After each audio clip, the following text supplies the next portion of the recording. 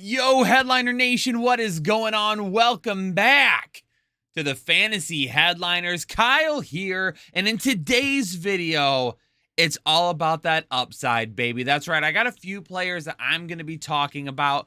I've seen lots of questions about these guys in the comments, and this video has been requested by a few of you out there in Headliner Nation. So today, I want to talk about upside. What is the potential that some of these guys hit this up? There's no way they could do it, right?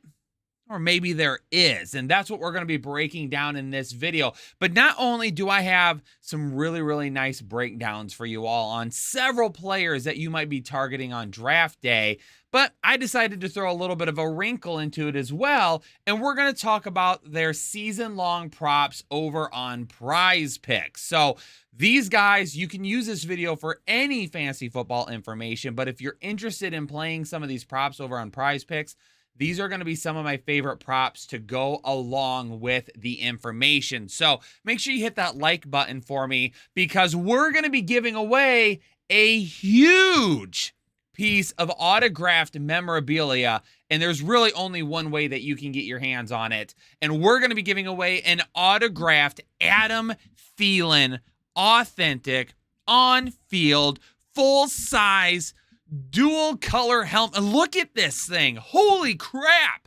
It's delicious. Who wouldn't want this sitting in their man cave, lady cave, dining room, kitchen, foyer? Doesn't matter. This would be a great addition to any place in your house, but there's really only one way that you can win this helmet.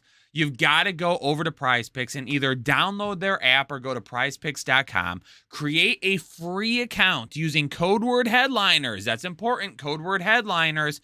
Then you need to make a deposit of $20. Now, this is what's going to happen. That deposit of $20 is going to get you a free 2022 fantasy football draft guide from us here at the Fantasy Headliners, and it's going to put your name in the drawing for the Adam Thielen helmet. Now, we are going to leave this open probably until the end of the week, maybe a little bit longer than that. So you're not going to want to delay. Go over to Prize Picks right now, download the app, whatever it is, create a free account, code word headliners, deposit $20. You've got to deposit the $20 so you can play some of these props, but then that's going to get you the free draft guide and a chance to win this beautiful autographed Adam Thielen helmet from our friends over at Pristine Auction. So make sure that you get in on this action. And again, today's video is going to be all about the upside, ladies and gentlemen. I've got several players. I want to talk about their potential upside for the season, whether or not they realistically can hit it, and if they can't, maybe what it will be instead. And we're going to tie in some Prize Picks with it as well. And we're going to talk about those season-long props. So ladies and gentlemen, I think it's time to jump into the information. Hit that like button for me. Subscribe if you're new here to the Fantasy Headliners. And let's talk about, can they do it? Realistically, are they going to be able to hit these upsides this season? First up is going to be A.J. Dillon. I think a lot of people are either on the bandwagon or off the bandwagon. And when it comes to A.J. Dillon and potentially what he can do this season, we saw A.J. Dillon last year really kind of step in and help offset the role that Aaron Jones was playing for the Green Bay Packers. In 2021, A.J. Dillon, 17 games, 187 attempts, 803 rushing yards. I do believe that a lot of times people forget that he ran for over 800 yards last season on 187 attempts and 5 rushing touchdowns. He was actually healthy all season, whereas Aaron Jones did miss a little bit of time. Comparing these two last year, Aaron Jones, 15 games, 171 rushing attempts, 799 rushing yards, 4 rushing touchdowns. So again, yes, Aaron Jones and A.J. Dillon were very close last season. And if you've seen some of our recent videos, I did a video on must-have pass-catch running backs. Jake did a video on must-have running backs and included Aaron Jones.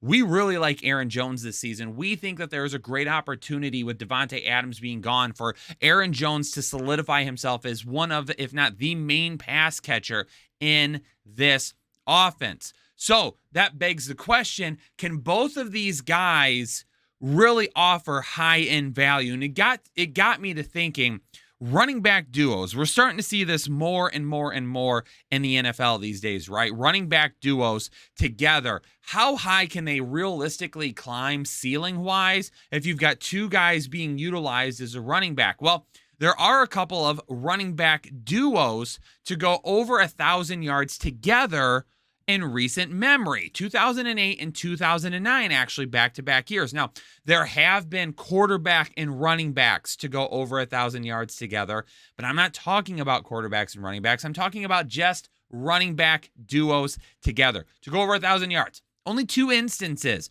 2008 with Brandon Jacobs and Derek Ward from the New York Giants, and then 2009, y'all remember Jonathan Stewart and D'Angelo Williams, right? Really feeding off of each other, two 1,000-yard tandems together. Now, are both A.J. Dillon and Aaron Jones going to run for 1,000 yards this season? I would probably say no. I don't think they're going to be running that much this season. If it happened, would it shock me? I don't think I'd be shocked. I mean, it would be awesome to see because, again, if you look at it here, there hasn't been very many to do it. So I wanted to peel it back a little bit and say, okay, maybe not 1,000 yards, but what about running back duos to go over 800 yards? Like, how realistic is it to have a running back duo, a tandem of guys, each of them to go over 800 rushing yards together? Well, there has been a few more instances of that. So in 2010, Charles and Jones for Kansas City, they both went over 800 yards. And in the same year, Brandon Jacobs, who we saw up there above in 2008, with Ahmad Bradshaw, remember Ahmad Bradshaw in 2010, they both went over 800 yards together. In 2013. CJ Spiller, whew. Listen, I loved me some CJ Spiller back in the day. Really was wishing that he would have gone a lot higher than what he did. But unfortunately, that kind of fizzled out a little bit. But him and Fred Jackson together in Buffalo, they both went over 800 yards together. And very recently, very, very recently, Kareem Hunt and Nick Chubb, they both went over 800 yards. And even last season with Javonte Williams and Melvin Gordon, they both went over 800 yards rushing. So it can be done. It can be done. And if you take a look at these, Javonte Williams and Melvin Gordon, obviously super talented. Kareem Hunt, Nick Chubb, obviously super talented. When you take a look at like CJ Spiller and Fred Jackson, like nothing against those guys, but Aaron Jones and A.J. Dillon, I mean, there's more talent in those two than the other two that I believe. I believe that A.J. Dillon and Aaron Jones are more talented than Jacobs and Bradshaw. I don't know about Charles. Jamal Charles was a beast when he was healthy, but with Jones there and Casey. So for me, to take a look at what this running back duo could do this year, especially if you focus in on the fact that Aaron Jones might be looked at in the passing game a little bit more and how close they both were to really being over 800 yards together last season. Right now, A.J. Dillon's prop on Prize Pick sits at 850.5 rushing yards. Is that attainable? Is that going to happen? I mean, I think it's possible, right? I don't think that there's anything really holding him back from that. We know that Aaron Jones, has missed at least 2 games in all but one season since coming into the league. So if we take a look at it and we account for the fact that, okay, Aaron Jones maybe misses a couple of games next year, that's going to give A.J. Dillon full run in those games. That could help him get back to kind of where we saw him with those stats we took a look at earlier. And then for A.J. Dillon, it wasn't like he was uber efficient last year. So it's not like we're looking at a guy that ran for 5.5, 6 yards per carry and limited work, and that's why his yards were so high. No, he only averaged 4.3 yards per attempt. So if you're also going to say to me, hey, Kyle, Aaron Rodgers doesn't have the weapons, Devontae Adams gone, they're going to be keying on the run. I mean, do we really think that A.J. Dillon is going to go below 4.3 yards per attempt? Let's just say for a second that he replicates that from 2021 and takes it into 2022. But let's give him an additional 13 carries, okay? So, same amount of yards per attempt. We're not saying his efficiency is going to go up at all. We're not saying that. It could. I'm not saying it's going to go up. So the same 4.3 yards per attempt, we're going to carry it over to 2022. And I'm only going to give him an additional 13 carries. I'm only going to give him an additional 13 carries. If that happens, boom, I am slamming the over on A.J. Dillon over on Prize Picks because that's going to give me 860 rushing yards for A.J. Dillon. I've got to go with that.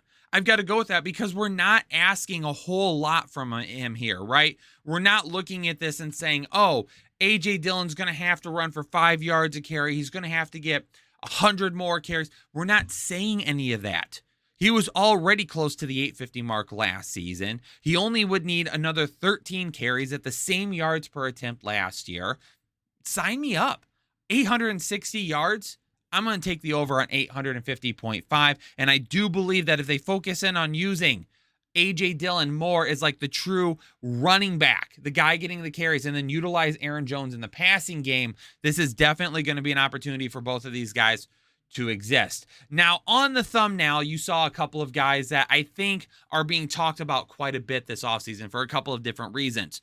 Ja'Marr Chase and T. Higgins from the Cincinnati Bengals. Now, why are these guys being talked about differently in two different respects? Well, Ja'Marr Chase is being talked about as a legit first-round pick, right? A guy that people are drafting over top-tier running backs. Ja'Marr Chase is the wide receiver 1, 2, or 3 in most leagues. He's either going to go number 1 overall, he's going to go behind Cooper Kupp, or he's going to go behind Cooper Kupp and Justin Jefferson. He's going to be at least a wide receiver 3 off the board in almost all formats. I could almost guarantee that.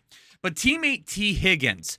Now, I don't think a whole lot of people are talking about him. There are some of you. I think that there's a specific group of T. Higgins fans that are like, man, I love T. Higgins this year. Absolutely love him. But Ja'Marr Chase is being talked about so much, I think T. Higgins is being overlooked a little bit. So how high can both of these guys go together? Well, if you take a look at it in 2021, both of them had fantastic seasons. Both of them went over 1,000 receiving yards, right? We had rookie Ja'Marr Chase play in 17 games, get 123 targets, caught 81 of those for 1,455 receiving yards, and scored 13 touchdowns. Now, for T. Higgins, he did miss just a smidgen of time. Just a smidgen of time. Played in 14 games, still had 110 targets, so he only had 13 less targets than Ja'Marr Chase did in 3 less games. I'm just going to let that soak in for a second. Okay, I've let it soak in long enough. 110 targets, 74 receptions, 1,091 receiving yards, and 6 touchdowns. We all know at this point that Ja'Marr Chase is a big play guy. And I think we're all okay with the fact, understanding that each of these guys are going to have off days. Like, I don't think anybody is anticipating Ja'Marr Chase and T. Higgins to ball out every single game, every single quarter, every single play, because it's just going to be way too difficult. But, like, how many tandems out there have receiver? Like, how common is it to have 2 players go over 1,000 receiving yards on a consistent basis? And we'll talk about more why I'm looking at it that way here in a second. But in 2021, there was 26 players alone with 1,000 receiving yards. And there was 3 teams that had 2 guys go over 1,000. And of course, obviously, Cincinnati with Ja'Marr Chase and T. Higgins, who we've just talked about. But Tampa Bay had Mike Evans and Chris Godwin. And then the Los Angeles Chargers had Keenan Allen and Mike Williams. So what's like the one common factor here? Obviously, we know that it is a passing league, right? So going over 1,000 yards anymore, I mean, it's nothing to really write home about, right? That's kind of like a standard for wide receivers now. Like 1,000 receiving yards is kind of that target every single year.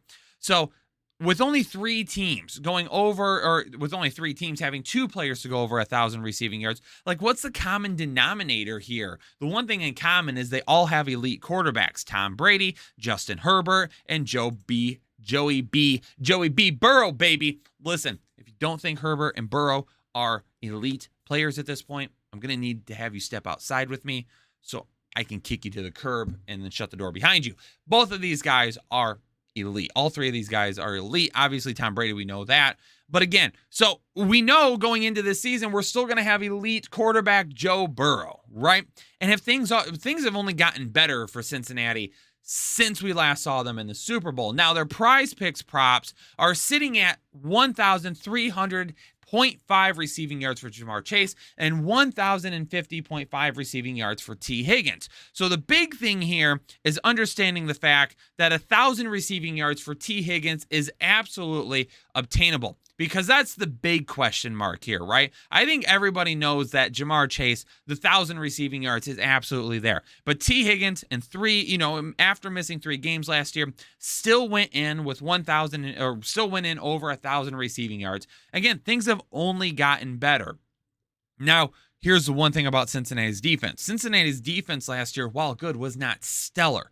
They were 17th in the league in points, plays, and yards allowed in 2021. So they were right in the middle of the pack. So this was a defense last year that was giving up those plays, that was giving up points. That defense, I think, is pretty in line with last season. I don't think it's going to be a ton better. I don't think it's going to be a ton worse. I think we're going to see about the same thing. Maybe it grow just a little bit, but I don't think we're looking at a top 5, top 10 type defense. I think we are looking at middle of the NFL defense, and I don't think that's a bad thing by any means. But what that means is that they're still going to be throwing the ball an awful lot, right? They're still going to be tossing the ball all over the place. And the Cincinnati offensive line is tons better. They added Karras, they added Kappa, and they added Collins this year to the offensive line. I mean, that offensive line from last season to this season is a million times better. Joe Burrow last year was running for his life consistently. In fact, we're probably going to have some more information coming up here in a later video about just how good he could be this season. But now he's going to have even more time to throw. Now he's going to have more options as well, knowing that they've also added Hayden Hurst. So over on Prize Picks, we know the 1,000 receiving yards for both of these guys is absolutely obtainable. The one question I have is the 1,300 for Ja'Marr Chase, and I am actually going to take the under on that one. It is nothing against Ja'Marr Chase. If he misses it, my thought is he misses it by 50 or 100 yards. That's it.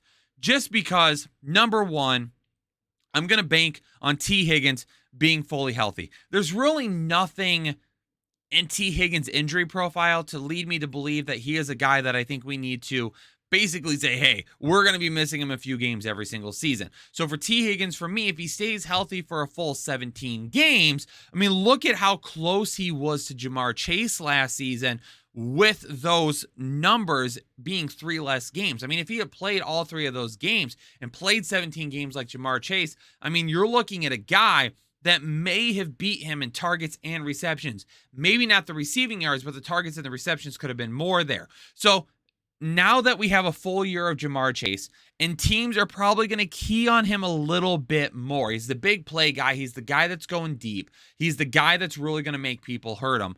Maybe they dedicate a little bit more to him. Okay, a little bit more defense to him. But now we say, hey, maybe T. Higgins is fully healthy for a full 17 games. A few of those targets, maybe they go T. Higgins' way. Okay, we know that Tyler Boyd is a great slot option. Joe Mixon at the end of last season was really tearing it up in the passing game. From the last couple of weeks through the playoffs last year, Joe Mixon was being looked at in the passing game way more than he had ever been in his entire life. We know that there have been great reports out of training camp about running back Chris Evans and what he can do in the passing game. And oh, by the way, Cincinnati also brought in Hayden Hurst to try and help the tight end position a little bit. So if I had to take a look at it, for me, for Ja'Marr Chase, I'm going to bet the under with Ja'Marr Chase, but I'm going to go the over with T. Higgins. Now, again, if Ja'Marr Chase misses the 1,300, it's not going to be by much. That's a highly volatile bet there for me. He could absolutely go over as well. I love Ja'Marr Chase. Me saying I'm betting the under of 1,300 receiving yards is not me saying I don't like Ja'Marr Chase. If he gets you 1,250 receiving yards and still scores double-digit touchdowns, he was well worth that pick in the first round still. So for me, it's not discrediting Ja'Marr Chase at all. It's just taking a look at everything and thinking, what are the chances that he goes over 1,300? The chances of him going over 1,300 are smaller right now than him going under 1,300, especially when you take a look at all of the receivers. For those teams that have guys going over 13, 14, 1,500 receiving yards, there isn't necessarily a number 2 that is taking as much as T. Higgins. But then you throw in the fact that there is a number 3 in Tyler Boyd that is also very, very good. Now you're limiting that upside and you're bringing it down from like right here if Ja'Marr Chase was by himself to like down in this area. So again, Jamar Chase, super, super close. I'm going to bet the under on him. I'm going to take the over on T. Higgins. Both guys are going to have fantastic seasons. Let's head out west, though, to new Broncos quarterback, Russell Wilson, the Ruster. Okay, that nickname's not going to stick. I'm not going to call him the Ruster. Russell Wilson headed out to the Denver Broncos in a brand new situation, and hopefully a situation that is going to allow him to maximize his ability a little bit more. In fact, let's take a look at his career to this point. Up until this point, every single season, 2012 through 2021, I mean, he hasn't been bad, right? There's nothing here to show that he's been bad by any means. There are a couple of things I want to key on here real quick with you all, though. So if you take a look at the attempts and the yards. Now, obviously, Russell Wilson has always played in Seattle, and I think we all can agree upon the fact that Seattle has probably held him back a little bit, has not really allowed him to unleash all of that potential. But if you take a look, there are several seasons that stick out to me. In fact, there are 4 seasons there that are now highlighted in yellow on your screen where Russell Wilson went over 4,000 passing yards. And the thing about those seasons is he was over 500 attempts in all but one of those. Super efficient in 2015 because he went for over 4,000 yards on only 483 attempts. In 2016, he went over 4,000 yards, but it took him 546 attempts. In 2019, 516 attempts for 4,110 yards. And then his 4,212 yards on 558 attempts in 2020. So his career high in passing yards, it's 4,219. Now, he was very, very close to having a fifth season over 4,000 yards. In 2017, he attempted 553 passing attempts for 3,983 yards. So kind of the opposite from what we saw in 2015, right? In 2015, less yards, much more with the yard, or less attempts, much more efficient with the yards. 2017, more attempts, less efficient with the yards, came back down below 400. But the thing that we can see about all this is if you give Russell Wilson the opportunity to throw the ball over 500 times in a season, which he's done before, you're probably going to be very close or above 4,000 receiving yards. So let's take a look at the other teams in the AFC West. The other teams in the AFC West, the Chiefs, the Chargers, and the Raiders. Last season, their offenses were pretty darn good. The Chiefs, they were 3rd in the league in yards per game and 4th in points per game. For the Chargers, they were 4th in yards per game and 5th in points per game. And I think we can argue at this point that the Chargers are better potentially this season than they were last season. And then the Raiders were 11th in yards per game. Unfortunately, they did fall to 18th in points per game. But they're also better this season, right? So the Chiefs probably got a little bit, I don't want to say worse, but they probably are a little bit lower than what they were offensively last year. The Chargers are probably a little bit better than they were offensively last year. The Raiders are probably a lot better than what they were offensively last year. The AFC West is going to be an absolute gauntlet. So when you look over at Prize Picks and you see a prop bet of 3,900.5 passing yards for Russell Wilson in Denver, oh man, what? Listen, this is a tough division, okay? This is a tough division. He should be attempting more than 4. Why did I put 200? Not what I meant. He should have well more than 400 passing attempts this season. I mean, it should be, you should lock it in, right? You should absolutely lock it in that Russell Wilson is going to pass it more than 400 times this season. Why? Well, because he plays in a tough division. We just talked about it, right? We just talked about why. If he passes it over, actually not over 400, over 500. I don't know why I put 200. I'm so caught up in the fact that I had a typo that I can't even talk right now. Okay, so let's go back to that. Let's re-talk about this. Tough division, should attempt over 500 times, which we saw on all the information a few minutes ago that is absolutely something that could happen, right? Absolutely something that could happen. We've seen it before. If he goes over 500 passing attempts, this is a guy that should hit 4,000 receiving yards, if not more. And also, I would like to say that this might be the most balanced the most balanced team that Russell Wilson has ever played for. He's got two amazing running backs in Javonte Williams and Melvin Gordon. He's got great wide receivers in Jerry Jeudy and Cortland Sutton. He's got Albert O at tight end. And he's also, don't forget, he's going to have guys coming back from injury. KJ Hamler's still going to be there. They've got guys there that are going to be able to win all over the field. So tough division, great weapons, definitely a balanced attack where defenses are not going to say, hey, we're going to key on only the passing game, or hey, we're only going to key on the running game. But on top of that, he's got running backs that can also catch the ball out of the backfield. This team's perfect. This team is absolutely perfect. Give me Russell Wilson on the over 3,000. Are you kidding me?